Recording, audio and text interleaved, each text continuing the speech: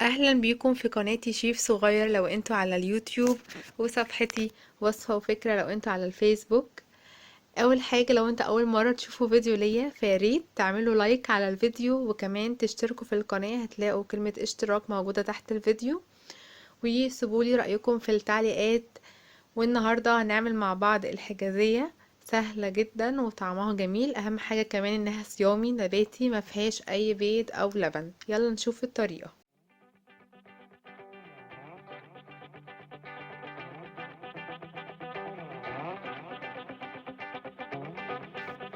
معايا اول حاجة نص كيلو من الدقيق، حوالي 4 كوبايات ونص. هنحط عليهم رشة ملح، ومعلقة كبيرة من السكر، ومعلقة كبيرة من الخميرة الفورية. وهنقلب كل حاجة مع بعضها كويس.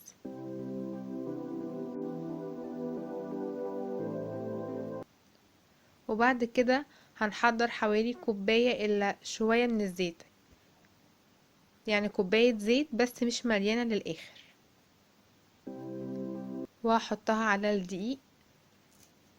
وبعد كده هبتدي ان انا اقلب بايدي الدقيق بحيث ان الزيت يبقى مغطي كل الدقيق عندي. وبعد كده هبتدي ان انا اعجن بالمية. ديت كوباية مية، مش هزود عن كوباية مية. وطبعا زي ما قلت في كذا فيديو قبل كده، الدقيق هيختلف من مكان لمكان. ممكن نص كيلو دقيق عندك او عندك يحتاج كوباية مية او اقل، او كوباية وشوية. فاحنا بنعرف ازاي إن العجينة مظبوطة، بنفضل نعجن لحد ما العجينة تبقى متماسكة وما تلزقش في ايدي. وهي اخدت مني عجن حوالي ربع ساعة، هي بتطول شوية في العجن. زي ما انتوا شايفينها طرية ومش بتلزق في الايد. طبعا انا هسيبها تخمر لمدة ساعتين. فدلوقتي انا هجهزها وهغطيها واسيبها لمدة ساعتين عبال ما اجهز الشربات بتاعها.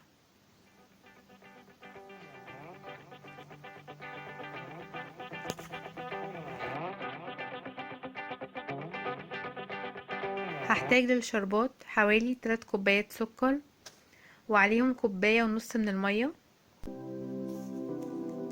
الافضل برضو ان احنا نستخدم السكر الابيض. انا السكر اللي عندي السكر اللي هو الخشن، بس انا بفضل الابيض اكتر. هنقلب كويس وهيكون على نار عالية.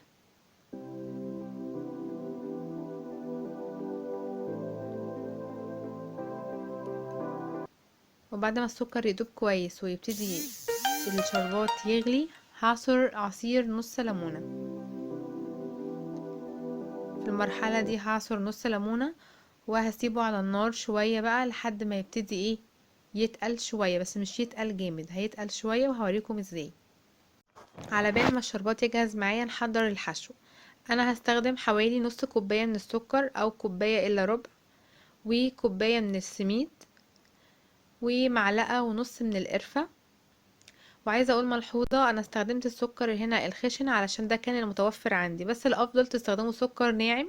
والافضل كمان ان هو يبقى سكر بودر، يعني اطحنوه احسن في الكبة. ويا ريت يكون نص كوباية سكر علشان ما تطلعش مسكرة قوي. فانا بقلب كل المكونات دي مع بعض، وبجيب حوالي ربع كوباية مية وبحطها، بحيث بس ان انا اخلي الخليط اكنه مندي، يعني مش عايزه يبقى فيه ميه في الخليط، بس اكنه مندي معايا. فانا بزود المية بالراحة جدا وعلى مهلي، علشان بس انا عايزة ما يبقاش فيه مية خالص، هو يبقى مندي وخلاص. نرجع بقى للشربات. ده القوام بتاعه، هو مش تقيل ومش خفيف، تمام. وبعد ما هطفي عليه النار هحط عليه رشة فانيليا او فانيليا سايلة، يعني نقطتين صغيرين كده.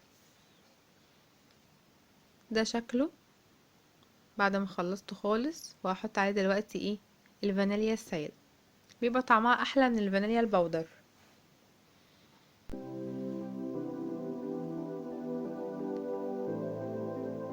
زي ما انتوا شايفين ده القوام بتاعه.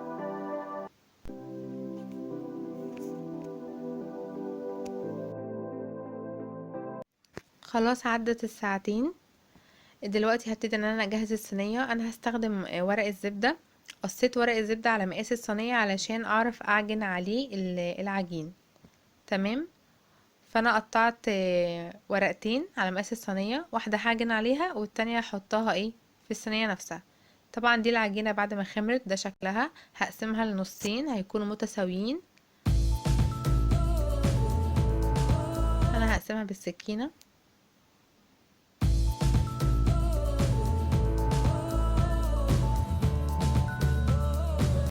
وبعد كده هجيب ورقة الزبدة وابتدي ان انا افرد العجينة على قد مقاس ورقة الزبدة.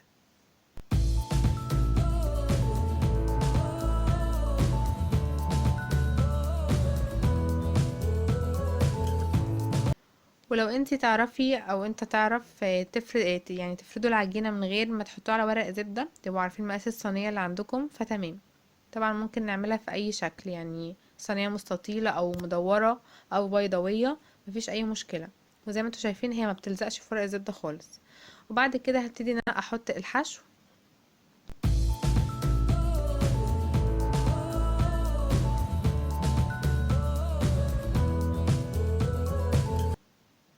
طبعا هفرده كويس.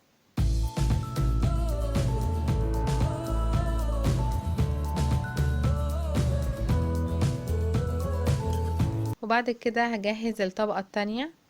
انا هنا بس حبيت ان انا ابعد الكاميرا شوية واوريكم انا بفردها ازاي على قد ورقة الزبدة.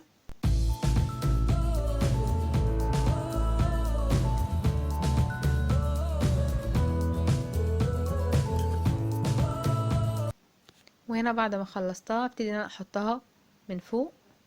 وطبعا اكون مجهزة في الوقت ده الفرن على درجة حرارة متوسطة، وابتدي ان انا احاول اسويها كويس. انا عشان كترت في الحشو شوية فالحشو طلع من الاطراف، فالافضل برضو ان انتوا ما تكتروش من الحشو جامد.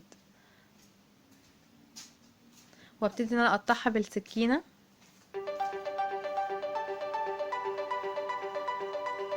انا قطعتها بالشكل ده. وممكن كمان تحطوا عليها سمسم. وده شكلها بعد ما طلع من الفرن.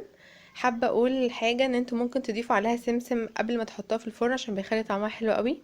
حتى هنزل لكم في اخر الفيديو المره تانية كنت عامله فيها الحجازيه وكنت حاطه عليها سمسم عشان تشوفوا شكلها بالسمسم عامل ازاي. طبعا بتقطعوا على التقطيعه القديمه وبتحطوا عليها الشربات وهي لسه سخنه وتوزعوه كويس جدا. انا كميه الشربات اللي بعملها دي بتكفيني على مرتين، فلو انتوا حابين تعملوا نص كميه الشربات ممكن تعملوها عادي. وهنا بعد ما قدمتها زي ما انتوا شايفين تبقى مرتفعه والطعم بجد رهيب جدا.